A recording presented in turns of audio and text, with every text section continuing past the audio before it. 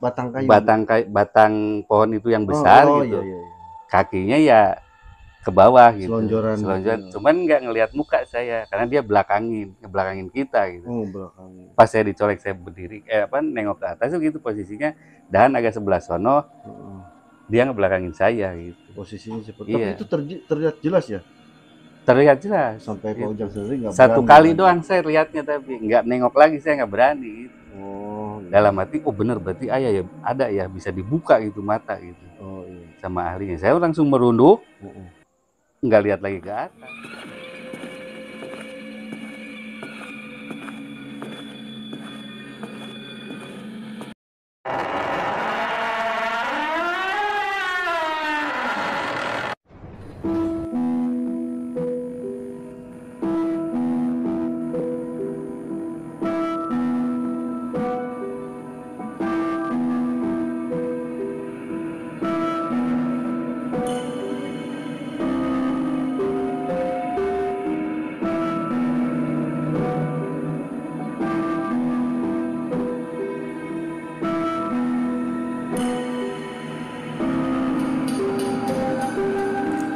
Assalamualaikum warahmatullahi wabarakatuh. Kembali lagi bersama Lucky Revolver Vlog.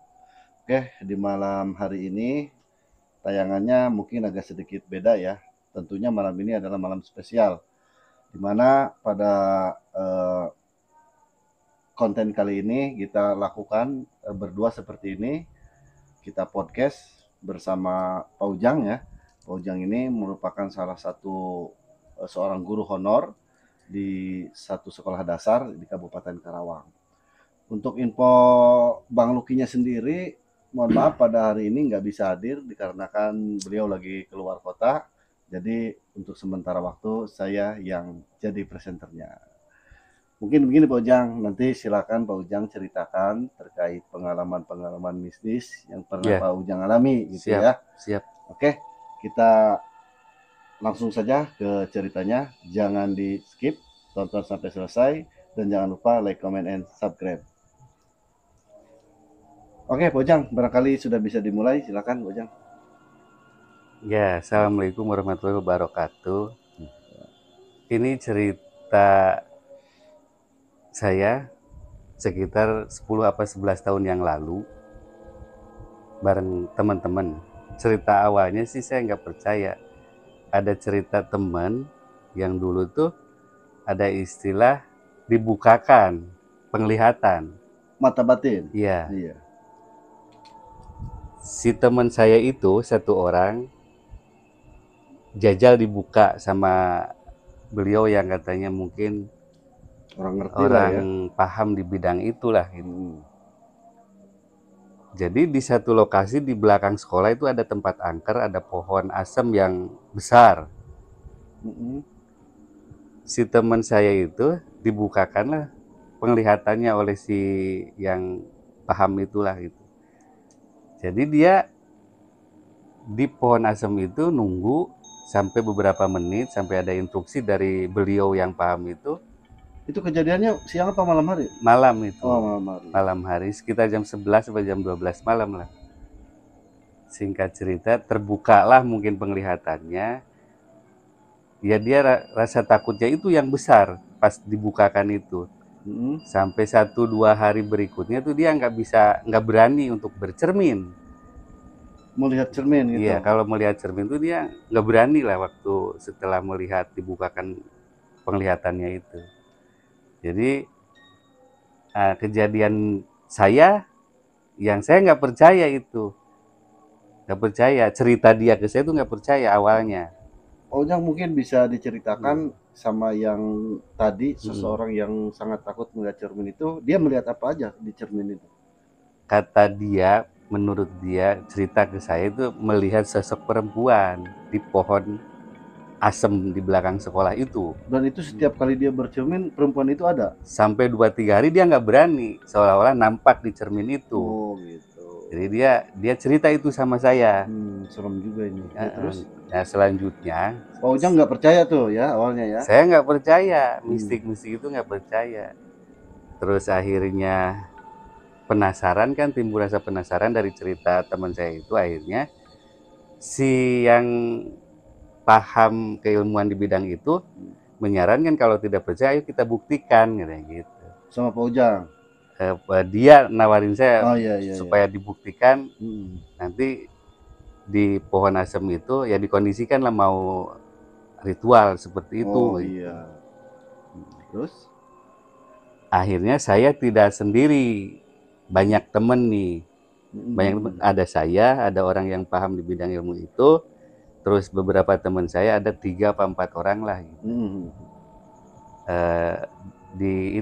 Diundang sama dia. Nanti hari apa ya, lupa saya waktu itu. Yang jelas waktunya jam 12 malam waktu itu saya. Jam 12 malam. Ya, kalau harinya lupa gitu. Jam 12 malam saya kumpul di satu titik itu yang angker itu, di belakang sekolah ada pohon asem. Nah, ngumpul lah saya di situ, melingkari pohon itu. Pada nongkrong kan. Diinstruksikan sama si yang paham ilmu itu, nanti ada kodenya kalau dia hadir, katanya. Si ini apa? Penunggu pohon asem itu. Oh enggak Pak Ujang, bisa diceritakan nggak jenis ritualnya seperti apa saja tuh waktu mengelilingi pohon asem itu? Ya kalau saya diinstruksikan hanya konsentrasi saja karena takut ada apa-apa, katanya. Yang penting konsentrasi aja full. Dia yang membacakan doa-doa tertentu lah. Dia itu sendiri. Kita tuh hanya konsentrasi aja gitu. Terus kata dia, tunggu sampai ada angin kecil lah gitu. Nanti setelah ada angin, semua merasakan, kita disuruh nengok ke atas. Semuanya suruh nengok ke atas. Nah, di menjelang jam 12 malam itu kita udah siap semua nih. Terus apa yang diinformasikan sama si yang paham di ilmu itu, langsung lah dia ngasih kode, ada angin kan nih, terus dia nyolek saya. Artinya itu suruh lihat ke atas gitu. Tapi sebelum angin sudah kerasa itu, Pak. Tapi benar-benar pada saat itu angin datang gitu. Angin kecil datang nebak telinga nih, daun telinga. Dan semua gitu. Ngerasain. Semua ngerasain. Sebelum dicolek tuh ada kejadian yang sangat menakutkan mungkin kalau menurut saya waktu itu, karena kan tengah malam, sepi, gelap, di tempat angker juga gitu. Apa yang menjadi kaget saya itu kan ada yang kesurupan. Itu teman satu orang yang kesurupan. Wah, meronta-ronta, loncat-loncat ya. Di belakang sekolah itu ada pagar, ada pohon pisang, ada beling di situ. Diterjang aja gitu ya. Loncat-loncat di situ dia. Terus kita kan kaget semua nih. Kaget semua. Akhirnya si yang paham tentang itu ngobatin dia dulu ya. Dia kesurupan loh, itu satu orang, itu rekan saya. Kesurupan, diobatin menurut Bapak itu tuh diparancahan lah kalau orang Sunda mah gitu. Nggak sembuh itu, Pak. Nggak sembuh. Akhirnya kewalahan kan si Bapak yang ngobatinnya kewalahan, manggil lah temennya satu lagi.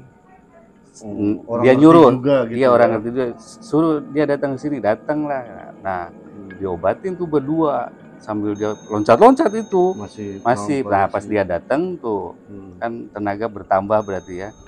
Dipegang lah semua rame-rame. Lama itu ada sekitar 4 atau 5 menit lah setelah datang teman yang baru tuh. Didoakan lah gitu. Set. Singkat cerita sembuhlah dia gitu, sadar artinya, sadar gitu. Yang saya aneh gitu. Walaupun si itu yang kesurupan itu, meskipun dia nerjang pagar, terus nerjang tempat sampah beling gitu di situ, nggak ada luka tuh. Yang saya heran di situ, nggak ada luka gitu. Seperti itu. Bersih sama sekali, nggak ada luka. Nggak ada luka, iya. Padahal dia nerjang pagar zaman dulu kan pagar bambu. Banyak pakunya. Banyak paku. Terus tempat beling juga ada itu di belakang sekolah itu yang angker. Sampai di situ kita udahan dulu tuh, nggak dilanjut. Sayanya belum melihat sosok yang katanya si perempuan itu di pohon itu, belum lihat Pak. Belum lihat ya Pak saat itu ya. Saat itu enaknya sambil ngopi ini. Ya silakan diminum dulu, mohon maaf. Nih kita ngopi dulu ya, pemirsa. Sampai di situ belum lihat saya.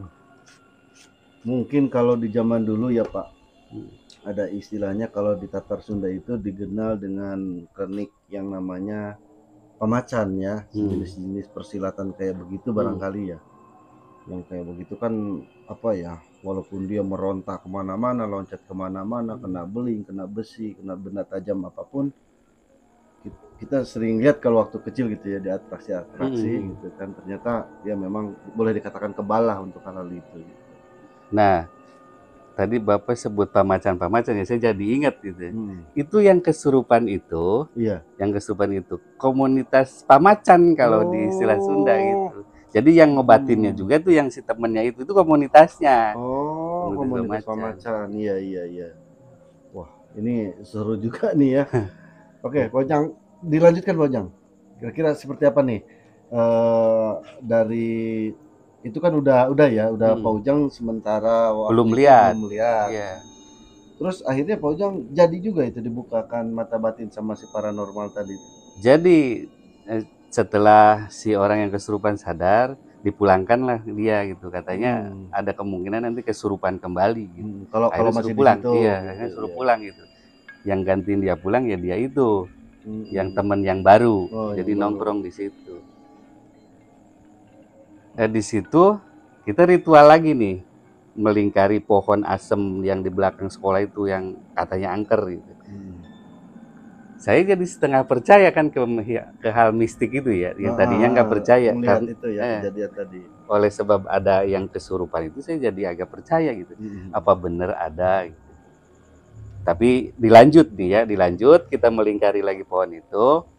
Instruksinya sama, nanti ada angin kecil kerasa lah di daun telinga gitu. Nanti si itunya masih kode, yang paham tentang keilmuan itulah gitu. Pada saat itu saya kaget juga, begitu dicolekkan sama dia, saya nengok ke atas karena udah dikasih tahu gitu. Ketika dicolek, nengok ke atas gitu. Pas saya dicolek, saya nengok ke atas, kaget saya, langsung merem saya, nggak ngelihat lagi, nggak berani ke atas, langsung nunduk gitu, nggak berani. Apa yang pertama kali dilihat pada saat itu? Orang duduk. Orang duduk di atas gitu. Wah, saya merinding. Orang duduk. Perempuan. Ininya ya bisa diceritakan Pak Ujang kayak seperti posisi apa gitu, posisi duduk dia kan ada apa sih, batang pohon itu yang besar gitu. Iya. Kakinya ya ke bawah gitu, selonjoran. Cuman nggak ngelihat muka saya karena dia ngebelakangin kita gitu. Pas saya dicolek, saya berdiri nengok ke atas gitu posisinya, dan agak sebelah sono dia ngebelakangin saya gitu. Posisinya seperti itu terlihat jelas ya? Terlihat jelas. Sampai Pak Ujang sendiri nggak berani. Satu kali doang saya lihatnya, tapi nggak nengok lagi, saya nggak berani gitu.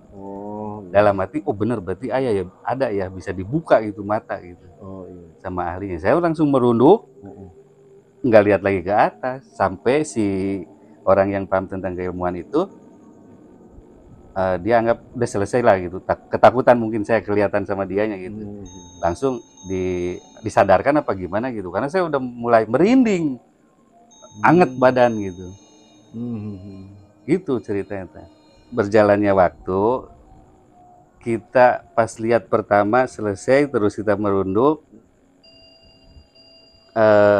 Beberapa hari berikutnya gitu, kejadiannya ternyata jadi sama kayak cerita awal si teman saya yang pertama dibukakan penglihatannya, yang gitu. Tadi nggak berani lihat cermin. Iya.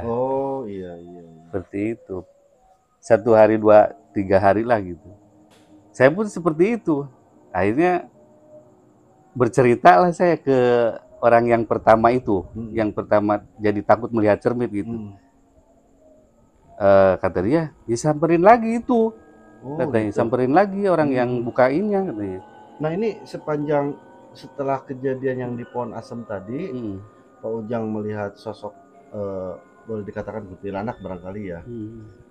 Itu berapa hari kira-kira Pak Ujang, dan apa saja yang terlihat kejadian-kejadiannya?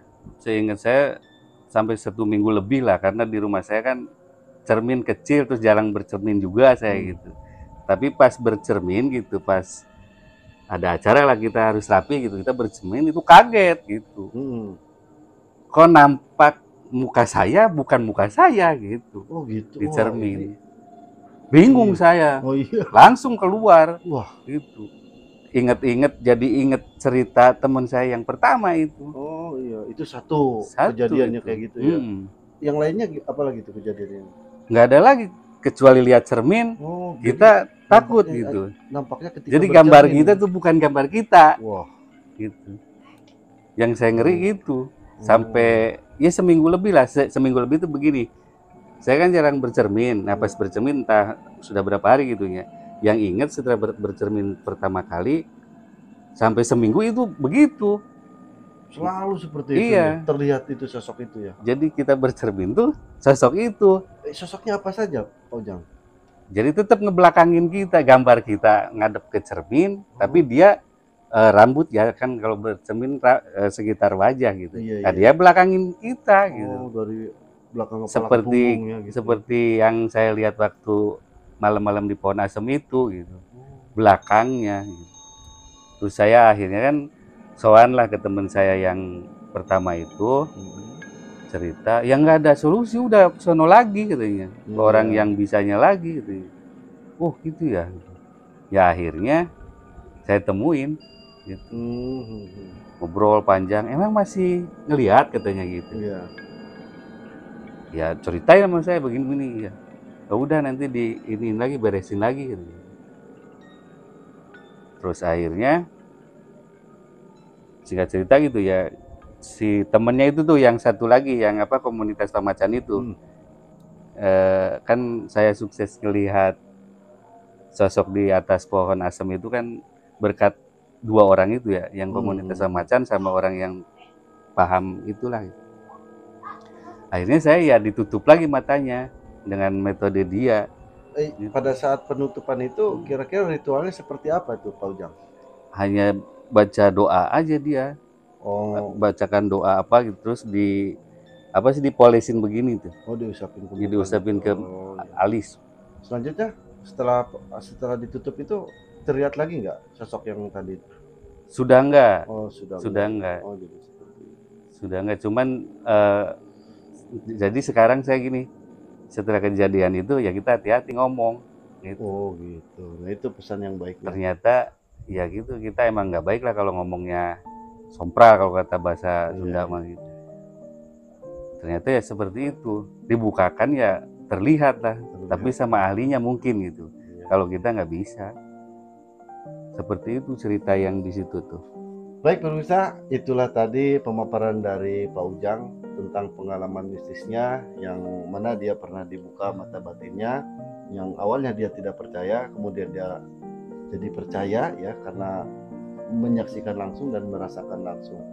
Oke, tentunya ambil manfaat yang baik dari video ini, yang tidak baiknya silahkan dibuang jauh-jauh. Salam waras, sehat selalu, dan banyak rezeki. Assalamualaikum warahmatullahi wabarakatuh.